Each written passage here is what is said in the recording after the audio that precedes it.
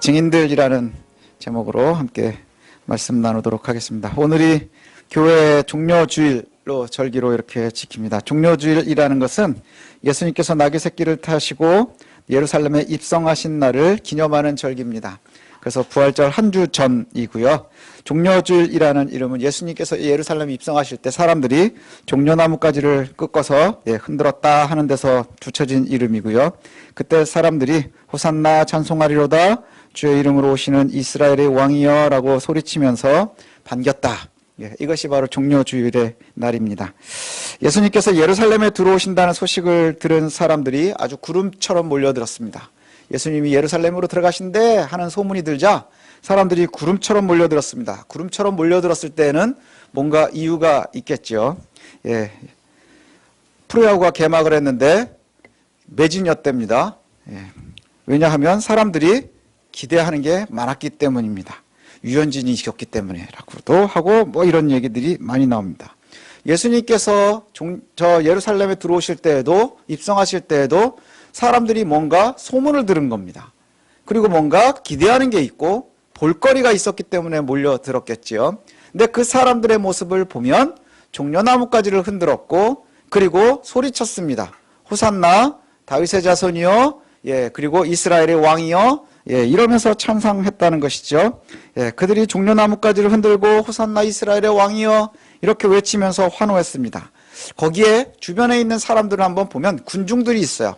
군중들이 과연 그들이 호산나를 외치면서 예수님을 맞아들일 때 이들은 거짓이었을까요? 진실이었을까요? 그들의 마음이 진실이었을까요? 아니면 거짓이었을까요? 또 그 당시에 그것을 바라보고 있었던 한 발 물러나서 도끼눈을 뜨고 바라보고 있었던 종교 지도자들이 있었습니다.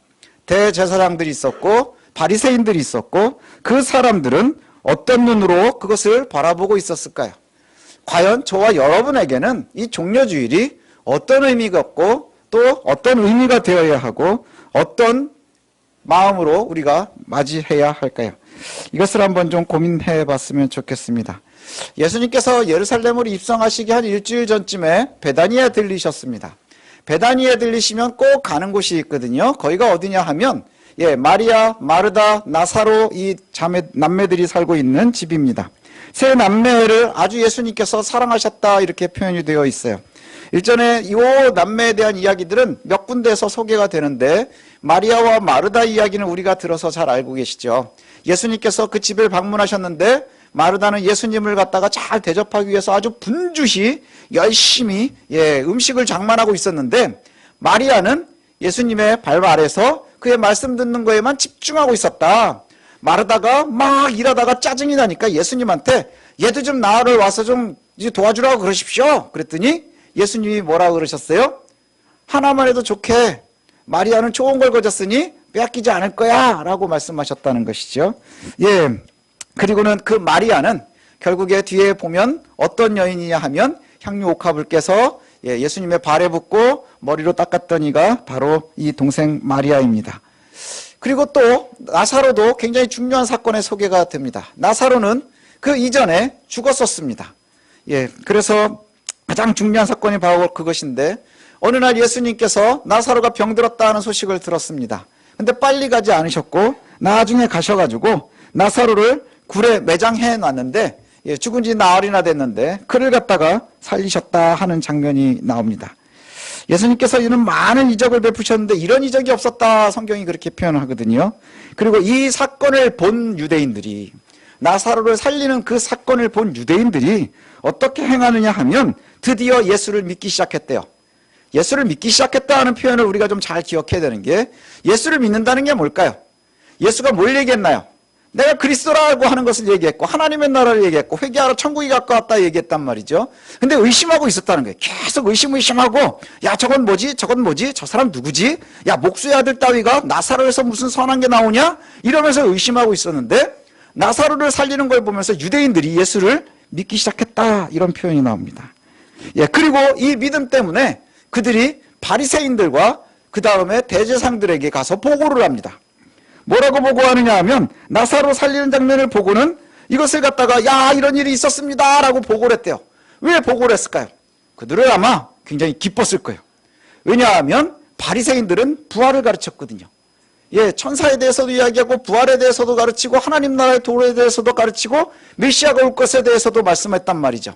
그런데 그들이 보니 다시 부활하는 것을 보게 되고 그리고 그가 바로 메시아라고 생각을 했기 때문에 너무너무 기쁘고 흥분한 나머지 자기를 가르쳤었던 바리새인들에게 그리고 종교 지도자들에게 가서 보고했을 겁니다. 그리고 바리새인들은 그것을 보고 경배하겠지. 드디어 우리의 세상이 오는구나. 그동안에 우리가 마음속에 굉장히 오랫동안 기대하고 바라고 소망하고 있었던 그 하나님의 나라가 드디어 이 땅에서 이루어지나 보다 하고서 아주 기쁜 마음으로 가서 보고했을 겁니다. 그리고는 사람들은 막 되게 흥분하고 소문이 막 나기 시작했을 거예요. 이런 일이 있었대, 저런 일이 있었대. 그러면서 사람들이 뭘 생각하느냐? 마치 아이돌을 따라다니는 그 팬들처럼 예수님이 어디 계시는지를 이제 막 찾아서 수소문하기 시작하는 거예요. 예수님을 찾기 시작하는 겁니다. 그래서 예수님이 예루살렘으로 입성하신다는 소식을 듣자 사람들이 흥분하기 시작한 겁니다. 왜 그럴까요? 드디어 왕이 예루살렘으로 들어가기 때문입니다. 드디어 왕이 예루살렘으로 들어갑니다. 그러자 그들이 모여들기 시작을 합니다. 오늘 본문 12장 9절이 이렇게 시작을 하거든요. 한번 보시면 유대의 큰 무리가 예수께서 여기 계신 줄을 알고 오니 이는 예수만 보기 위함이 아니오 죽은 자 가운데 살리신 나사로도 보러 함이라. 나사로도 보려고 하다 이거예요. 사람들이 예수만 보려고 온 게 아니고요. 그 옆에 따라다니는 나사로도 보고 싶어 했다 이런 표현이 나옵니다. 나사로도 보고 싶어 했다. 나사로를 다시 살리셨다는 것은 예수께서 오랫동안 기다리고 있었던 그 메시아일 거라는 확증이 되는 거죠. 나사로가. 그리고 그리스도라는 것에 대한 확증이 되는 거예요. 사람들이 오랫동안 기다리던 메시아가 바로 이분인가 보다라고 하는 확증이 바로 나사로였기 때문에 나사로를 보고 싶어 하는 겁니다. 예수도 보고 싶지만 나사로도 보고 싶은 거예요. 확증하고 싶어 하는 거예요. 그래서 군중들이 진심으로 예수에게 환호합니다. 막 환호하고 흥분하고 그리고 다가올 미래들 때문에 매우 설레었을 겁니다. 옷을 가서 버리고 그 다음에 종려나무가지를 뿌리고 그리고 나서는 거기서 호산나를 외치는 겁니다. 호산나. 호산나는 구하오니 우리를 구원하옵소서 이 뜻이요. 우리를 좀 구원해 주십시오 이런 뜻이거든요. 이 호산나라는 단어가 되게 짧지만 이것 하나로 기도문이래요. 그래서 유대인들은 이것으로 기도를 합니다. 호산나 호산나. 그리고 외침이기도 하고요. 호산나 그것은 기도가 되면서 외침이 됩니다. 구약시대에는요 초막절 때 제단 주위를 돌면서 환호할 때 외치던 소리랍니다. 초막절 어떤 절기인가요? 주께서 광야에서 우리가 텐트 치고 사는데 하나님께서 우리를 지켜주셨지 하는 그것을 기뻐하는 거예요. 우리를 거기에서 건지심을. 그래서 거기를 돌면서 제단을 돌면서 호산나를 외쳤었다고 그래요. 예수님의 예루살렘 입성에 군중들이 호산나를 외쳤다는 것은 그들이 예수를 메시아로 인정하기 시작했다고 하는 겁니다. 그리스도라고 생각하기 시작했다는 것이지요. 그래서 승리의 상징인 종려나무가지를 꺾어서 흔들기 시작을 했습니다. 호산나 찬송하리로다. 그리고 뭘 얘기합니까? 주의 이름으로 오시는 이여 이스라엘의 왕이여 이스라엘의 왕이여 이렇게 찬송했다는 겁니다. 나사로를 살리신 것을 본 사람들은 계속해서 그 일을 증언했고 또 소문을 들은 사람들은 예수를 보고 싶어서 몰려들었고 예수 옆에는 그 증거와 같은 나사로가 있으니 또 그를 보고 싶어 했고 그리고 나서 확신에 가득 찬 사람들은 호산나를 외쳤고 이스라엘 왕이 그리스도이고 예수라는 것을 갖다가 고백하기 시작을 했습니다. 근데 우리가 알고 있는 것처럼 이 고백은 얼마 지나지 않아서 이 환호와 호산나라고 하던 그 환호는 곧 돌로 치라 하는 분노로 바뀌었습니다. 금세 바뀌었어요. 일주일도 채 가지 않았습니다. 금세 분노로 바뀌었습니다. 지금 소리치는 순간 예수를 향한 그 외침이 분명 진심이었을 텐데 도대체 왜 며칠 지나지 않아서 이 환호가 분노로 바뀌었을까요? 왜 분노로 바뀌었을까요? 그들은 자신들이 만들어 놓은 메시아상이 있었던 거예요. 오랫동안 기다리고 있었던 자신들의 메시아상이 있었습니다. 예수님은 성경 속 구원자 그리스도가 아니라 지금 나를 불편하게 하는 것, 힘들게 하는 것, 아픈 것, 불만 이것을 해결해 줘야 할 해결사로 받아들였었다는 것이죠. 그게 그들이 생각하고 있었던 그리스도였습니다. 로마가 우리를 불편하게 로마를 몰아내야 되겠어. 먹고 사는 게 힘들어 오병이어를 열겠대. 우리가 죽음이 두려워 나사로를 살렸대. 이것이 그들에게 가장 중요한 것이었습니다. 예수는 군중들이 기대하던 모습은 보여주지를 못했거든요. 보여주지 못했어요. 오히려 강력한 메시아 또 초능력을 동원한 능력자이기를 바랬는데 실제 만나본 예수는 너무너무 초라한 거예요. 너무너무 초라하고 오히려 제단 위에 어린 양처럼 무기력해 보이기까지 했습니다. 그러니 그들이 자신들이 기대하던 모습과는 다른 그 그리스도의 모습을 보면서 환호하던 그들이 며칠 지나지 않아 분노하고 저주하기 시작한 겁니다. 그것이 바로 군중들의 모습이었어요. 자, 그럼 그 군중들이 환호하는 모습을 보면서 한 발 물러서 있었던 그 지도자들은 또 어땠을까요? 군중들로부터 예수에 대해서 들은 종교 지도자들이 제일 먼저 한 일은 뭐냐 하면 11장에 보면 회의를 소집합니다. 회의를 소집해요. 대제사장들과 바리새인들이 회의를 소집해서 공회를 모입니다. 그 이유가 뭐냐? 저 11장 앞에 47절에 보면 이런 표현이 나와요. 예수가 너무 많은 표적을 보이는데? 이거예요.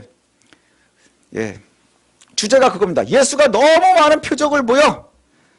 이거 어떡하지? 그게 그들의 염려입니다. 예수가 너무 많은 표적을 보여서 이게 그들에게 두려움이 되었다고 하는 것이죠. 이들이 왜 이런 두려움을 가졌을까요? 그들이 공회에서 회의하는 장면들이 나오는데 어떤 내용이 나오냐 하면 얘가 너무 많이 표적을 보이는데 너무 많은 이적을 보이는데 사람들이 너무 많이 쫓아다니는데 가만히 보니 왕이래. 이스라엘의 왕이라 그러면서 사람들이 막 쫓아다니기 시작을 하는데 그러면 예수를 갖다가 자꾸 사람들이 왕이라고 쫓아다니면 로마가 쳐들어오지 않을까? 로마가 자꾸 이것을 반란으로 보지 않을까? 그래서 우리에게 와가지고 우리의 땅과 민족을 약탈하려고 하면 어떡하지? 이런 고민을 하는 거예요. 왜냐하면 로마는 유일한 왕만을 인정했거든요. 가이사 황제만 유일한 왕이라고 하는데 이스라엘의 왕이 나타났대. 그러면서 갈릴리 출신의 그 목수가 이거 안 되겠는데? 잘못하면 로마가 우리를 쳐들어오고 우리를 다 진멸시킬 빌미를 제공하는 것 아닐까?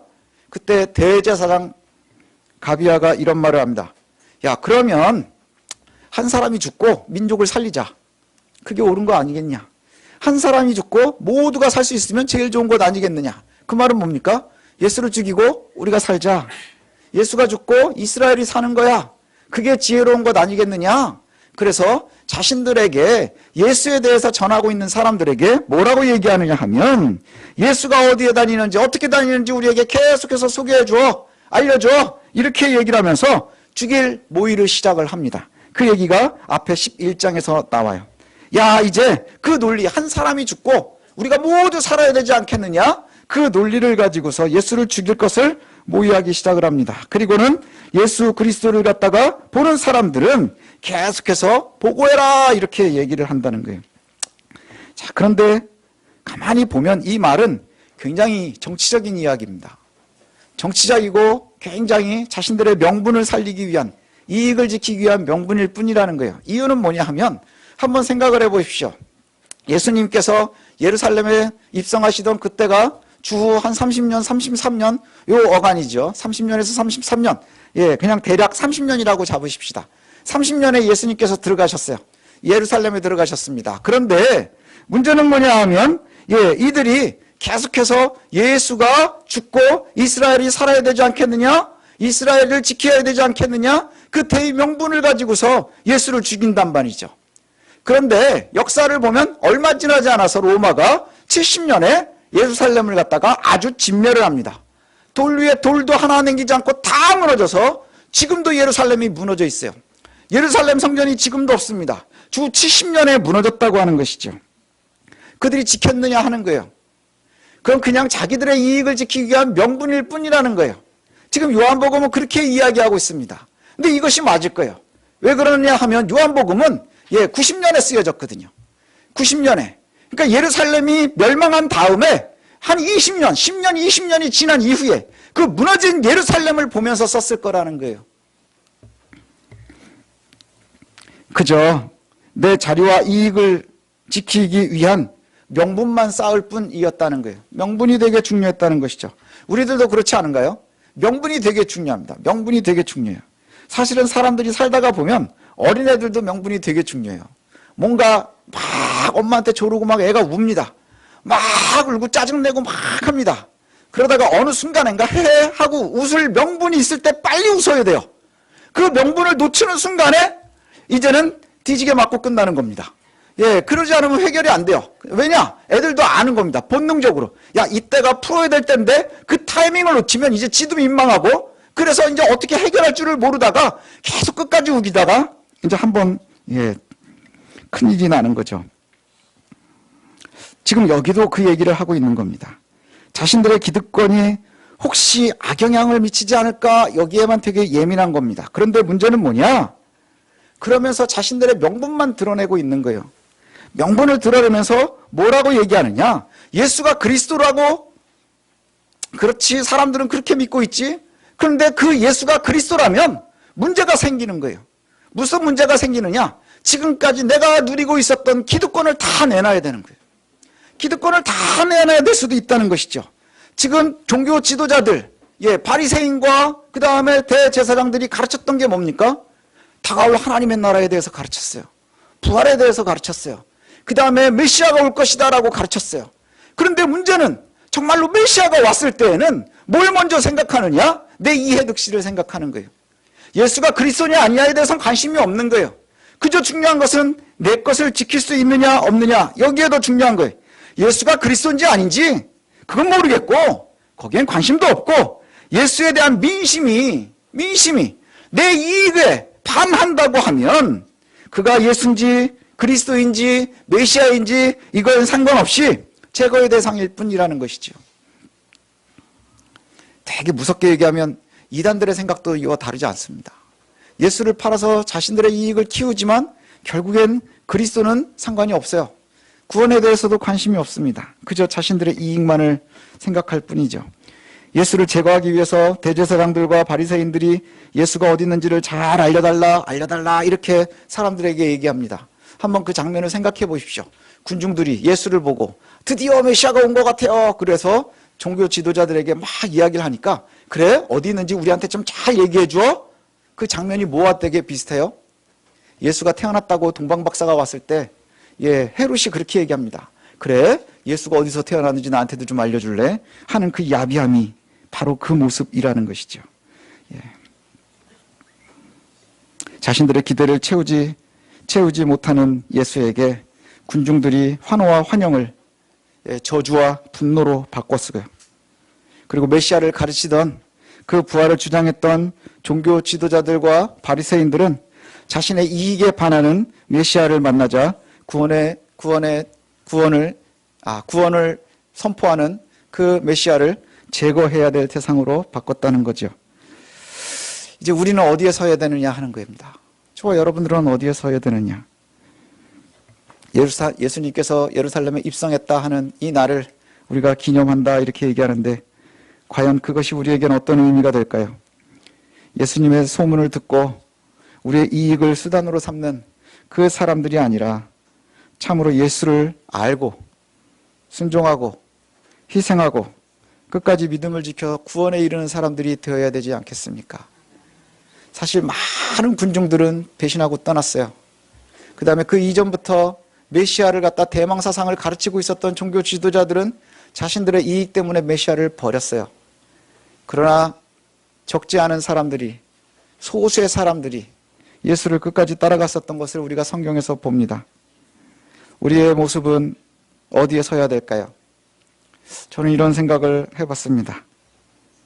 나사로가 다시 살아서 예수를 증거한 것처럼 사람들은 예수님을 보지만 나사로를 보고 싶어 합니다.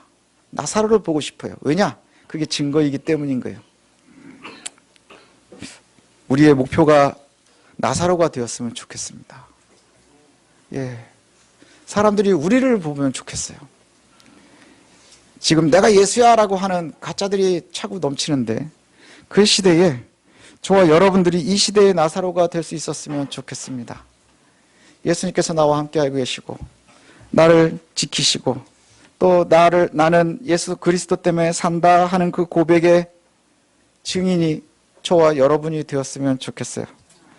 그리고 참 그리스도이신 예수를 알고 믿고 또 신뢰하고 체험하는 그 증인이 저와 여러분이 되었으면 좋겠습니다.